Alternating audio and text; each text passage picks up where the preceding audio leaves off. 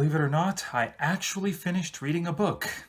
It's been a while since I finished a book, but now I can finally do a wrap-up. So here's my wrap-up for September 2017.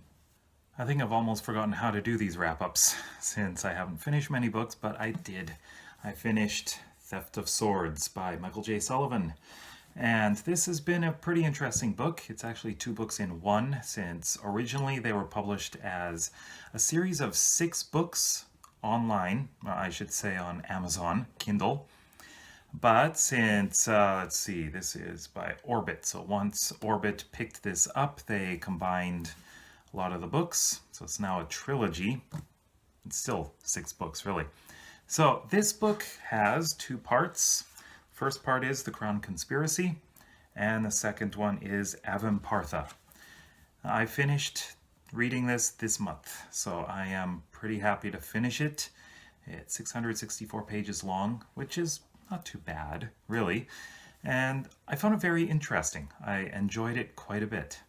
You'd pretty much think this is your standard fantasy novel. It does contain elves and dwarves and people like that, but it's mainly about these 2 people who are thieves. Well, one's a thief, the other's a mercenary, and they are Royce and Hadrian. And those 2 are very interesting characters. I would say that Hadrian is the more good character, while Royce is more neutral. So Hadrian wants to do the right thing, Royce just wants the money.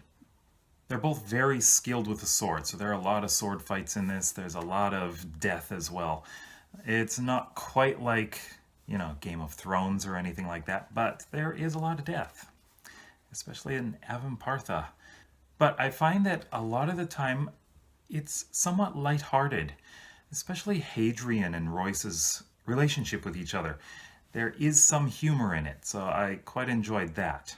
It's not all doom and gloom because Hadrian is pretty much a very positive person. So there is a lot of positivity in here, and I really enjoyed reading it. I started another book as well, and it is Consider Phlebas by Iain M. Banks. But look what happened. See that? I had a bit of an accident with this book. It got completely soaked almost all the way through, but it's perfectly readable. You can see everything, no problem. I just had to dry it out, and it's taken about 1.5 weeks to completely dry out. I will continue reading it. I just haven't been reading it recently because it's just been a little damp inside, but oh my. Now that I feel it, it's still a bit damp.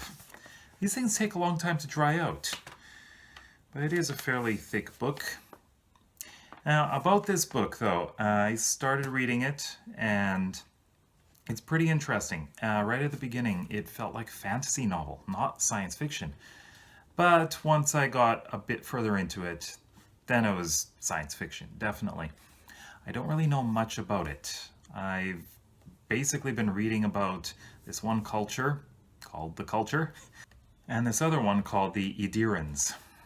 So I don't know how this is going to play out. I'm definitely interested in reading more of this. So hopefully I'll finish it in October. Of course, Consider Phlebas is the first book in the Culture series, and I really want to know what this culture is. Have you read either of these books? Let me know what you thought of them in the comment section below, but please keep spoilers out. And stay tuned for my TBR video, which will come soon. Of course, Consider Phlebas is the first book in the Foundation series. And no, it's not. Culture.